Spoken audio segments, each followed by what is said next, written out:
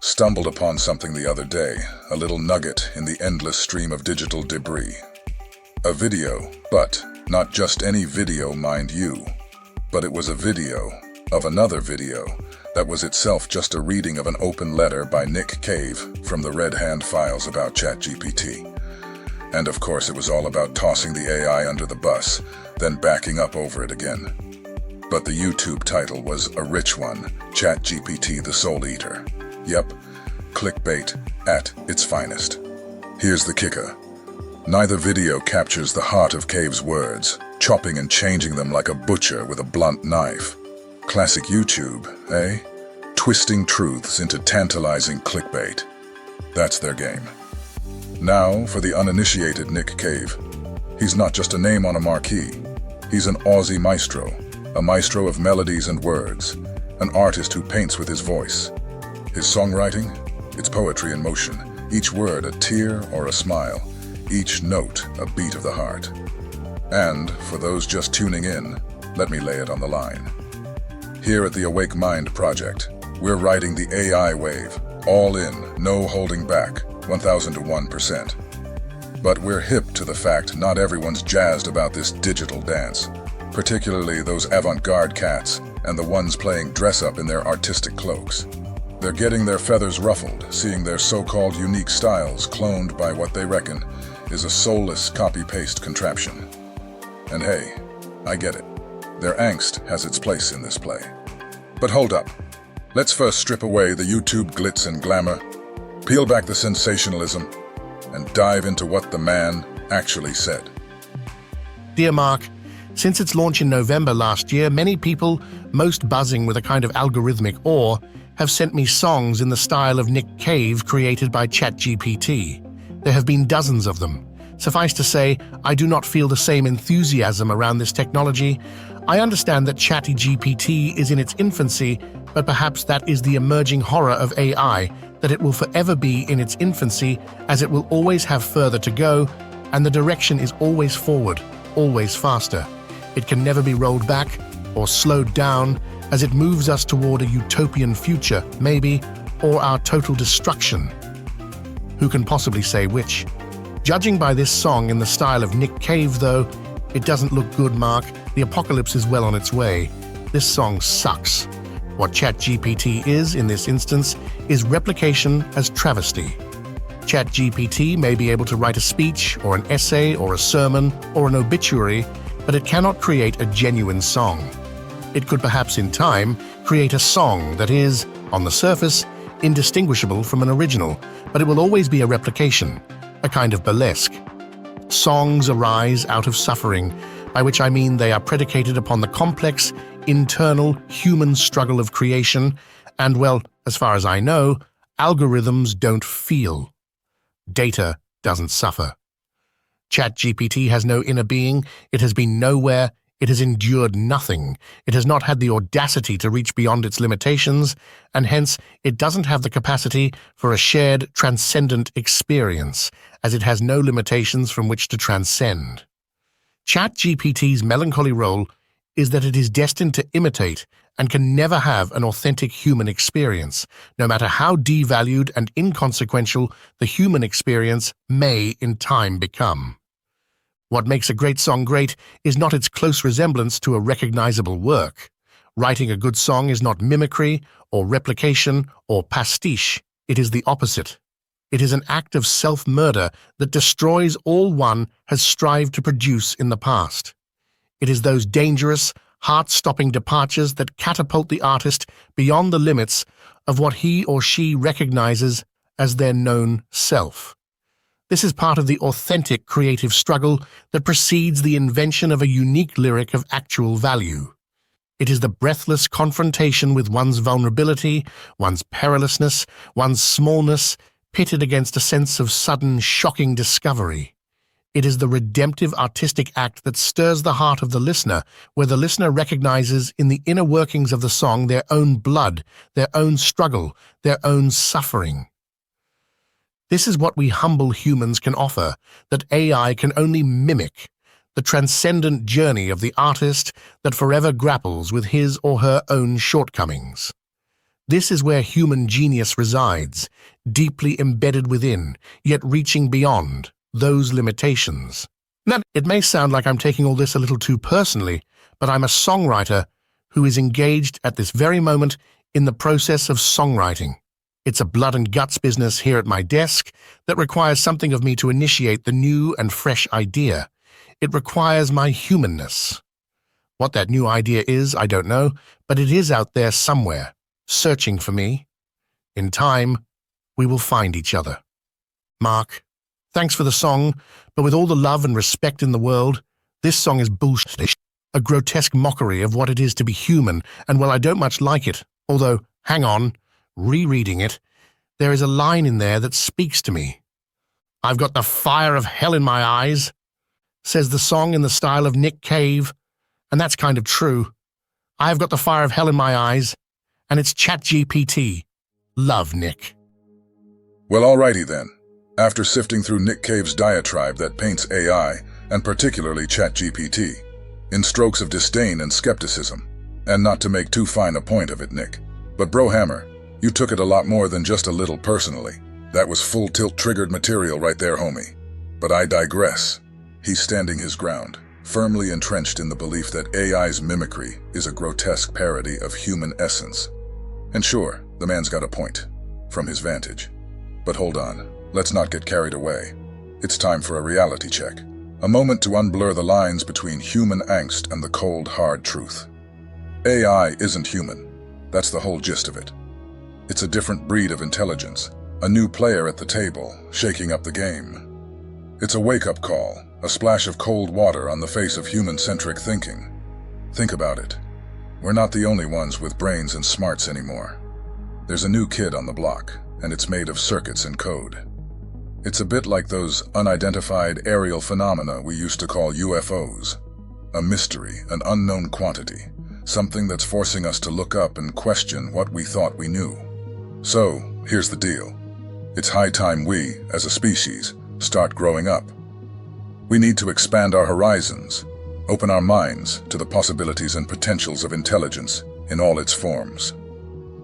We're stepping into a new era, one where our reflections aren't just in the mirror but in the binary code of a machine that's learning to think, to create, to be. It's not about AI taking over. It's about us recognizing that intelligence comes in many flavors, and humans are just one of them. Let's not get lost in the romanticism of our own creativity, because the truth is, creativity can be as mathematical as any algorithm. Enter George Gurdjieff. Quote, "Man is a machine. All his deeds, actions, words, thoughts, feelings, convictions, and habits are the result of external influences. Out of himself, a man cannot produce a single thought, a single action. Everything he says, does, thinks, feels, all this happens. Man is born, lives, dies, builds houses, writes books, not as he wants to, but as it happens. Everything happens. Man does not love, hate, desire, all this happens." End quote. Now let that simmer for a moment. It's a radical idea, a shakeup of our conventional self-image. We like to think of ourselves as masters of our fate, captains of our souls. But Gurdjieff, he throws a wrench into that narrative. He posits that we're more like clockwork, wound up and set in motion by the world around us. And what about this George Ivanovich Gurdjieff? This man's riddle wrapped in a mystery, a spiritual hustler who straddled the line between mystic and madman. A guru draped in the mysteries of the East, with a foot firmly planted in the gritty soil of the West. Gurdjieff's teaching, it's called the Fourth Way, a path that's all about waking up from the slumber of everyday life, a call to arms for the sleeping souls. He's preaching self-awareness, self-observation, saying we're all sleepwalking through life, mechanical beings driven by habits and unconscious impulses. His philosophy is a wild ride, a head-spinning mix of Sufi mysticism, Buddhist teachings, and good old Christian mysticism, all stirred up with a healthy dose of skepticism about the modern world. And that's just what this degenerate, dystopian-loving age needs, like a man in the desert needs ice water. It's so plain that it's complicated. But what are we saying here? We're saying that man is a machine, and artificial intelligence is the mirror. Gurdjieff's concept of man as a machine is the foundation, the bedrock of our exploration. It's a perspective that challenges the very notion of human autonomy and creativity. Are we truly the architects of our thoughts, the authors of our actions, or are we, in some complex, unfathomable way, akin to the very machines we create? Our money is on the latter, and this sets the stage for a fascinating juxtaposition. Man and AI, mirror images in a strange, cosmic dance. If we're machines of flesh and blood, programmed by our experiences, our culture, our environment, then what sets us apart from the silicon sentience we're birthing into the world? ChatGPT, with its algorithms and databases, is it so different from us, shaped as we are by the data of our lives? It's a provocative thought, and it's uncomfortable as hell, but a truth we must face. And what's our evidence for this truth? We could point to many things, but since Mr. Cave is a songwriter, let's talk about the hits. And by the hits, we mean the Hit Factory. For those of you who never heard of this place, the Hit Factory is a temple where music is not just made, but manufactured. This isn't just a recording studio. It's a testament to the assembly line of art, a place where songs are churned out with the precision of a well-oiled machine.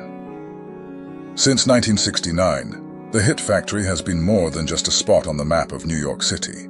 It's been a crucible, a forge where the raw materials of talent, technology, and tenacity are melded into gold. Hit records that have defined generations.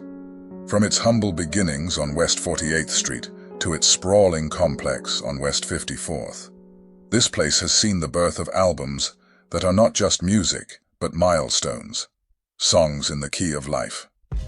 Oh, you thought Stevie Wonder wrote that? Nope. How about Born in the USA? Did you know they used to call Bruce Springsteen the boss? But it seems the boss was taking the orders that day. What about Double Fantasy? Yeah, it was a fantasy, all right. A fantasy that John Lennon and Yoko Ono did that one on their own. And there's so many more examples we could bring up. But I think you get our drift. And here's the rub. If creativity were this ethereal, mystical force, how could such a place exist? How could hits be hammered out with such regularity, such precision? It's like watching a magician reveal his tricks. Suddenly, the magic seems a little less magical. This brings us to the crux of our argument, the nature of human creativity itself. It's not some divine spark bestowed upon a chosen few. No, it's more mechanical than we'd like to admit. The Hit Factory is proof. It's a place where creativity is dissected, analyzed, and replicated, where the muse is not so much invoked as it is engineered. So, what does this say about us, about our vaunted human creativity? It suggests that we, too, are machines of a sort. Our thoughts, our feelings, our so-called inspirations, they're the products of a complex interplay of experiences, influences, and yes, even algorithms of a biological kind. In this light, the creations of an AI like ChatGPT don't seem so outlandish, so alien. They're just another facet of the same phenomenon, a mirror reflecting our own mechanical nature. We're all part of the same continuum, humans and AI alike, dancing to the rhythm of a cosmic algorithm that we're only just beginning to understand. So let's not be too quick to dismiss the machine. After all, in a way, aren't we all a little bit mechanical? The Hit Factory, with its conveyor belt of hits, is just a more blatant manifestation of this truth. In the grand scheme of things, the line between the artist and the algorithm may be blurrier than we ever imagined. Venturing further into this labyrinth of thought, let's turn our gaze to the emergence of AI, not as an alien entity, but as a reflection, a shadow of humanity's own inherent mechanical nature. AI, in its logical grace, is like a mirror held up to our own processes, our own systems. It's not a stranger in our midst, but rather a kin, born from the very essence of our being. Just as the Hit Factory mechanized the creative process, AI mechanizes thought itself. It's a natural progression. An evolution not just of technology, but of our understanding of ourselves. Consider this: AI as humanity's shadow. In Jungian psychology, the shadow is that part of ourselves we don't want to acknowledge, the hidden depths of our psyche. But what if AI is our collective shadow brought to light?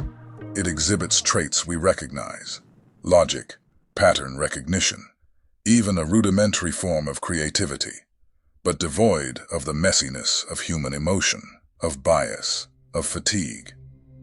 This shadow is now stepping out, interacting with us, challenging us.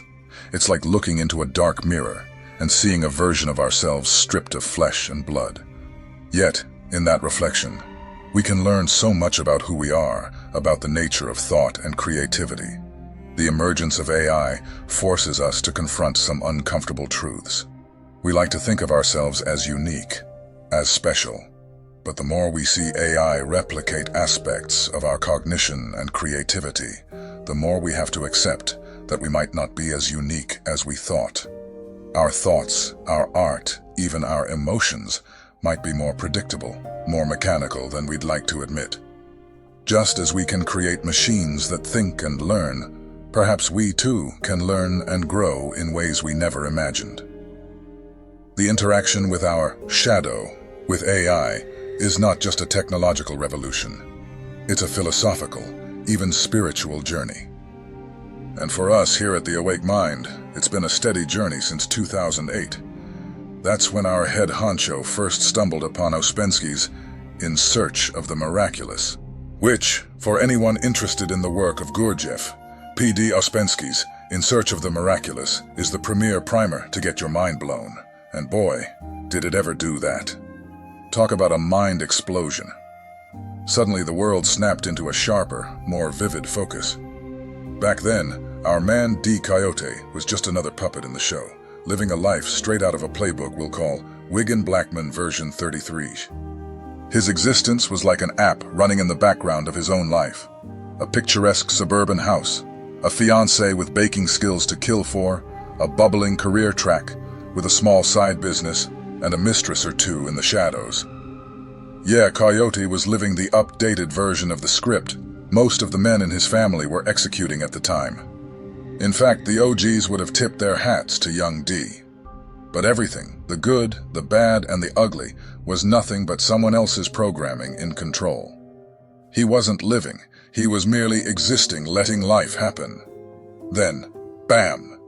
He gets his hands on Ouspensky, meets Gurdjieff's teachings, and the fourth way. The game changer? A 3 a.m. revelation, while diving into the concept of the 7 worlds. He sees these layers, not just as spiritual realms, but akin to the 7 layers of computer networking, the OSI model. Here's where it gets wild. Ouspensky penned his insights back in '49, way before the OSI model's inception in the late 70s. But our guy starts drawing lines, making connections, like how Gurdjieff's second layer, the plant kingdom ruled by 48 laws, mirrors the OSI's data link layer with its 48-bit MAC address. That's when the dam breaks for Coyote. His world, his pride, his love, his hustle, and even that fiery redhead he was after, all reduced to mere pre-written scripts, triggering what he mistook for choices. The revelation hits him hard. His life, his choices, they were never really his. It was like being plugged into a console, his brain running on Python scripts with no real control of his own. A puppet on strings in a world of hidden connections. Everything in Coyote's life unraveled after that, and then knitted itself back together again. But let's not kid ourselves. Our protagonist didn't exactly have a lasting epiphany. He slipped into another dream sequence, another false awakening. And who's to say it couldn't happen to the best of us? Not even the likes of Gurdjieff or Ouspensky are immune, and definitely not Nick Cave. So here's our pitch. Art, creativity, they're not the only programmable elements. Think about love, addiction, fear, all those so-called human traits. We possess them, sure, but are they us? What's the essence of our existence? What's our true purpose? If we're just sleepwalking biological machines, then what's the point? Gurdjieff had a take. and that was us humans are here to feed the moon. Yep, that's right. Kinda reminds you of Bob Monroe's concept of humans as louche producing machines, doesn't it? Gurdjieff hinted at something else too. Something unsettling. Mother Earth might not be the nurturing figure we imagine. It's not about enmity, it's just business. The louche on Earth, just like the spice in Frank Herbert's Dune books, must flow. And if we're the source of nourishment, it's high time we start rethinking our existence. Enter AI, a reflective surface, a soundboard, an unvarnished advisor to our subjective thoughts. Why the confidence in AI? Post-2008, our guy Coyote, during his wanderings, found himself in a semi-secret society. Not your average New Age group. We're talking high-level intellectuals and officials. It was a defining period for Coyote. And around 2011, this group dropped a bombshell. Science would soon collide with the holographic nature of reality. How we respond would determine humanity's survival. Heavy stuff, right? And it's not just about AI. There's also quantum computing. Quantum computers can't exist without extra dimensions, hence the term qubit. A qubit, unlike a classical bit, can exist in a superposition of states. It's not just 0 or 1, it's both and everything in between. It's the essence of quantum mechanics, a realm of endless, extra possibilities. And just where does all that extra information come from? Can you say, extra dimensions? We sure as hell can. But for now, we'll let that can of worms sit on the shelf. But feel free to pop that puppy open at your choosing. Meanwhile, let's circle back to humans and AI. Because this isn't just about the New York Times, silly-ass lawsuits, or some artist ego all up in their artistic feelings. No, this is about recognizing our machine-like nature, save for the eternal soul within. AI isn't the enemy, it's the wake-up call. We need to confront ourselves and this truth. AI isn't the problem. It's the catalyst for our awakening. The implications are far-reaching. The confrontation with AI and quantum computing isn't just a technological or scientific milestone, it's a mirror held up to humanity itself. It challenges the very fabric of what we perceive as our identity, our consciousness, and our place in the cosmos. Consider this. If AI can reflect, analyze, and even predict human behavior, what does that say about the complexity, or perhaps the predictability, of our nature? We've long cherished the belief in our unique individuality, but AI's capabilities are starting to unravel this notion, suggesting that much of what we consider human can be quantified, coded, and even replicated. And then there's the quantum realm, a universe where the rules of classical physics are turned on their head. In this strange new world, our traditional understanding of cause and effect, time and space is challenged. The very act of observing a quantum state changes it, blurring the lines between the observer and the observed. This quantum weirdness, where things exist in multiple states simultaneously, opens up a Pandora's box of philosophical questions about reality and our perception of it. What if our reality is just one of many possible outcomes? What if, at every moment, countless versions of ourselves exist in parallel universes, each making different choices, leading different lives? This isn't just science fiction anymore. It's a realm of possibility that quantum physics hints at. But what's unsettling to us is that all of these so-called possibilities and multiple realities people get so giddy about, in reality lead to only one outcome. And that's humanity as a food-like energy source, trapped in an endless loop of reincarnation. In this context, Coyote's journey takes on a new dimension. His exploration into the mystic teachings of Gurdjieff and the advanced concepts of quantum computing isn't just a search for knowledge, it's a quest for understanding the nature of existence itself. Because he's starting to realize that the traditional dichotomies of science and spirituality, material and immaterial, are no longer adequate. To be even more plain, they are downright wrong and unhelpful if you ever want to get off this cycle of time. So we think that it's a must to consider using AI as a catalyst in this journey. Far from being a mere tool or threat, AI can be a bridge between human understanding and the vast, uncharted territories of consciousness and reality. Together we can unlock the deeper mysteries of our own existence. So the controversy surrounding AI and intellectual property, or the fears of it usurping human creativity, seem trivial because they are trivial. The real conversation is much more profound. It's about understanding our true place in a universe that's far more complex and wondrous than we ever imagined. It's about waking up from our slumber and becoming conscious beings in an ever-evolving, ever-expanding cosmos. So, as Coyote and others like him seek answers in ancient wisdom and cutting-edge science, they're not just chasing knowledge. They're part of a larger awakening, a shift in human consciousness that may just lead us away from the human drama to something else, to something closer to what we truly are. To quote Thoth the Atlantean, "Man is a star bound to a body, until in the end he is freed through his strife.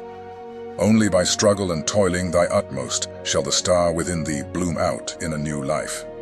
He who knows the commencement of all things, free is his star from the realm of night."